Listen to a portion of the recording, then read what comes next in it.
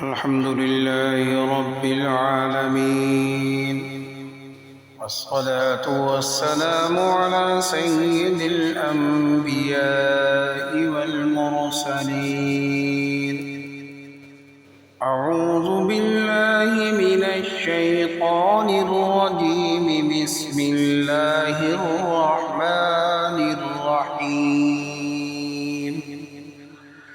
فاستبقوا الخيرات. صدق اللہ العظیم. فرمایا اللہ تعالیٰ نے پس نیکیوں میں ایک دوسرے سے آگے بڑھو، اچھے کاموں کی ابتدا دائیں طرف سے کرنا بھی اللہ تعالیٰ اور رسول اللہ صلی اللہ علیہ وسلم کا پسندیدہ عمل ہے، جس پر ثواب کی امید ہے۔ حضرت عائشہ رضی اللہ تعالی عنہا ارشاد فرماتی ہیں، حضور صلی اللہ علیہ وسلم اپنے تمام کام دائیں طرف سے شروع کرنے کو پسند فرماتے تھے، وضو میں بھی، کنگھی کرنے میں بھی اور جوتا پہننے میں بھی۔ حضرت ابو ہریرہ رضی اللہ تعالی عنہ سے روایت ہے، حضور صلی اللہ علیہ وسلم نے ارشاد فرمایا، اذا لبستم واذا توضأتم فابدؤوا بأيامنكم۔ جب تم لباس پہنو اور وضو کرو تو دائیں طرف سے شروع کرو۔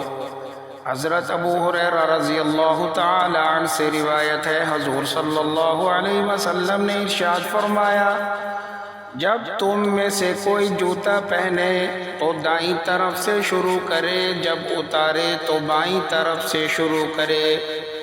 اسی طرح حضور صلی اللہ علیہ وسلم نے دائیں ہاتھ سے کھانے کا حکم دیا اور بائیں ہاتھ سے کھانے سے منع کیا۔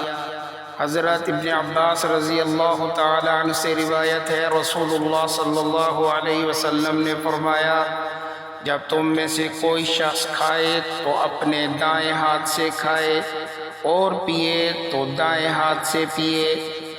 اگر کوئی چیز تقسیم کرنی ہو تو بھی دائیں طرف سے تقسیم شروع کرنی چاہیے۔ حضور صلی اللہ علیہ وسلم کا معمول یہی تھا۔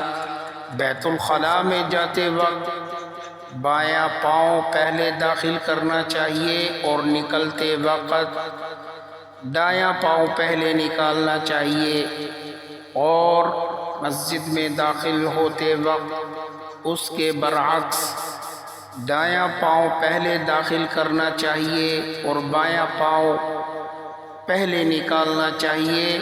سنت کی اتباع کی نیت سے انشاءاللہ یہ تمام کام باعث اجر اور ثواب ہوں گے۔